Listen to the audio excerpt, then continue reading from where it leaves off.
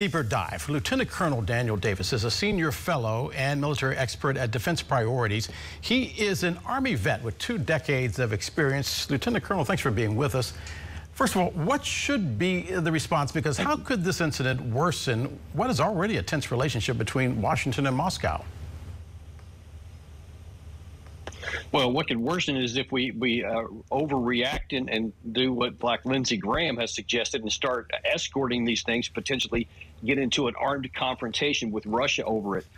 Look, the way this is being characterized is that this was just a drone flying in international airspace, and all of a sudden, out of nowhere, here comes a couple of Russian Su-27s. But look, we got to understand what that drone was doing. It was very close to the Sevastopol Black Sea Fleet headquarters of the Russians, about 36 miles away, so pretty close. And those drones have been flying actually for quite a while, gathering intelligence on Russia for the purpose of giving it to the Ukraine side, which is used to attack and destroy Russian forces. Now, from their perspective, I think that they seem to be communicating, I think more than a political stunt, is that they may be saying, we're not going to take this anymore, and if you keep flying reconnaissance assets near our borders and certainly near our military bases, we may take action. And that's what's really, I think, the big question is what's going to happen next. Is the U.S. going to continue to fly these things? Are they going to maybe move them back a little bit more? Or are we going to just keep doing it up front and see if Russia responds and then what happens next? And any kind of an escalation is not in America's interest, and we need to be very careful how we respond here. Lieutenant Colonel, Russia denies that it acted in a careless manner. You know and I know they have cockpit video recorders too, which they have already seen.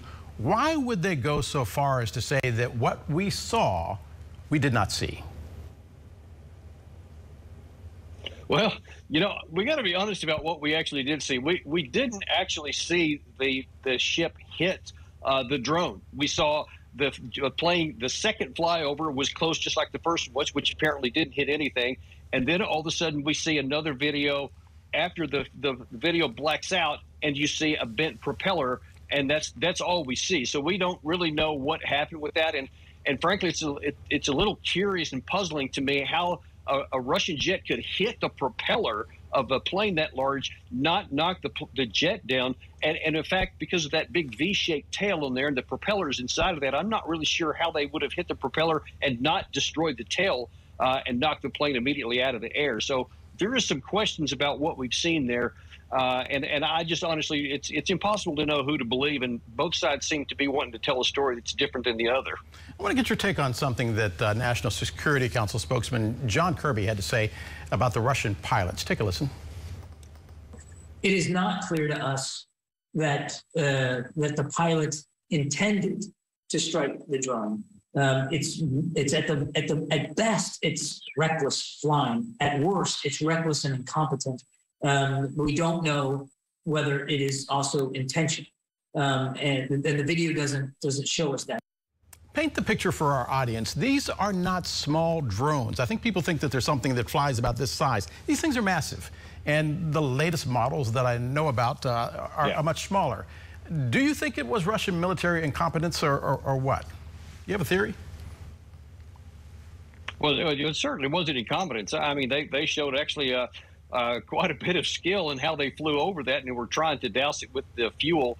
And I think that probably the most likely scenario is that they were trying to block the sensors and coat the aircraft with its sensors and its cameras so that it couldn't gather intelligence. Because, I mean, they could easily have shot it down. They could have used cannons, or they could have used a missile. Any way they wanted to bring it down, they could have. And to try and actually fly close enough to clip it with the jet to potentially put a $40 million plane and a pilot at risk doesn't seem a very reasonable risk to me. And I don't think that Russia would take that kind of risk, but I do think that they would take the risk to try and block it because of the damage it does to their own forces on the ground. I want to double back to what you said earlier. Lindsey Graham, the senator from South Carolina, saying on Fox News the U.S. should hold Russia accountable, and said, quote, if you ever get near another U.S. flying asset in international waters, your aircraft will be shot down. How dangerous is that rhetoric, knowing that we have already branded Vladimir Putin a war criminal? They know that we were doing exactly what you said we were doing, which is setting up that spring offensive for Ukraine, and war is war. Right. That's exactly right. And look, we have to be careful.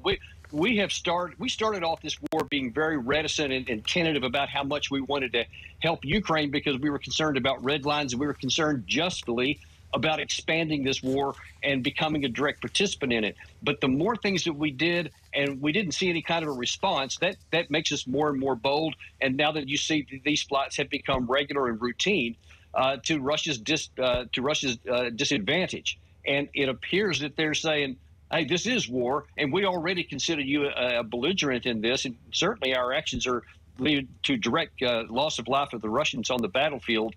It could be that they're, starting to signal that there is a red line and there is a limit to how far we can go. And look, as much as we don't want to hear this, it is in our interest not to push that line too far, because if we go a little too far and do what Lindsey Graham and some others have suggested and actually shoot down a Russian jet fighter, I mean, we could literally be in a direct war with Russia and all the nuclear ramifications that means. And there is no reason for the United States to risk our national security, which right now is not a threat, by doing something that would be so reckless and foolish, is to draw ourselves into a war with Russia. Yeah, it comes on a day when Poland says it's sending 12 MiGs over to the war effort as well.